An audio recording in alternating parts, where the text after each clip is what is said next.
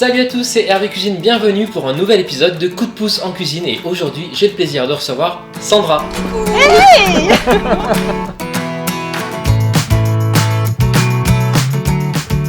Si on essayait de faire le meilleur fish and chips que t'aies jamais goûté aujourd'hui? Ah bah j'attends que ça. Sans vouloir se mettre la pression. Bon bah on y va. On va battre les blancs de neige, donc ce que je te propose c'est de te mettre tiens, la farine, Ouais. farine, levure. Moi je mets un peu de paprika aussi dans la pâte, tu sais, comme ça relève. Tous les ingrédients secs là-dedans. Tu sais que dans ta pâte, tu peux préparer avec par exemple de l'eau gazeuse ou de la bière. Bière blonde, c'est encore mieux. Aujourd'hui on l'a fait à la bière, ça te va? Ok, très bien. Une tasse de farine pour une tasse de bière. Je garde le blanc d'œuf, je vais le battre. Et toi je te mets donc, du coup les deux jaunes. Voilà, hop. Tiens, je te mets la bière tout doucement. Allez, il est temps de battre. Pourquoi ça va de le faire d'ailleurs?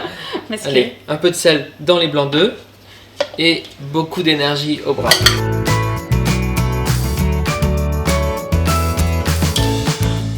Je crois que t'as besoin d'une petite retouche. Hein. Oui. Ouais.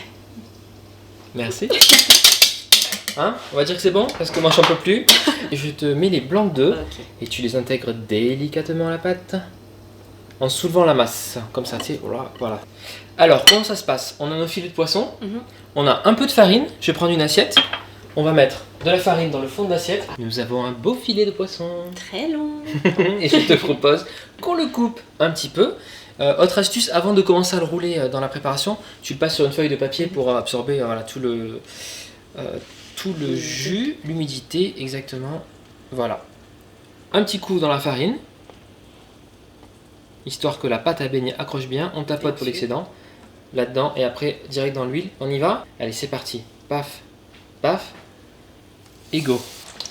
On se prépare une petite assiette avec du papier absorbant à côté. Et dans 4 minutes à peu près, c'est bon. On va le retourner 2-3 fois pendant la cuisson. D'accord. Dans la sauce tartare, normalement, tu as de la mayo, facile. Donc on a pris de la mayo toute faite. On peut la faire maison aussi, hein. C'est pas de problème. Et normalement, tu as des capres, des cornichons, un peu d'herbe. Bon, j'ai pas de capres au frigo, désolé. Donc aujourd'hui, ce sera que cornichons. Donc on va couper des petits cubes comme ça, hein. Ils sont comment nos poissons là, ça va?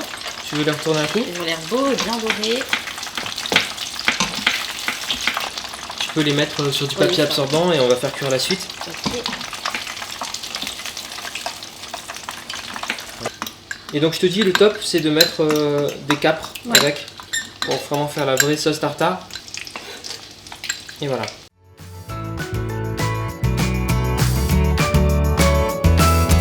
Hop, le petit citron. Sauce tartare, les frites et le fish and chips. Et ben... C'était hyper rapide. C'était rapide, hein? Ouais, hyper rapide à faire. Bon, on le goûte? Allons-y, on va goûter ça. Ouais. C'est comment? On goûte. Ouais, c'est hyper tendre. Nickel. Allez, la petite sauce qui va bien. T'es fière de toi, hein? Ouais, c'est toi? Ouais. Non, mais surtout toi, hein, surtout. Bah oui. T'es fière de toi, tu vas la refaire à la maison? Ouais. Bon, si vous voulez la refaire à la maison, on vous met les ingrédients dans la description de la vidéo. Merci. Merci à toi. Merci. Et à très vite pour un prochain épisode de Coup de pouce en cuisine.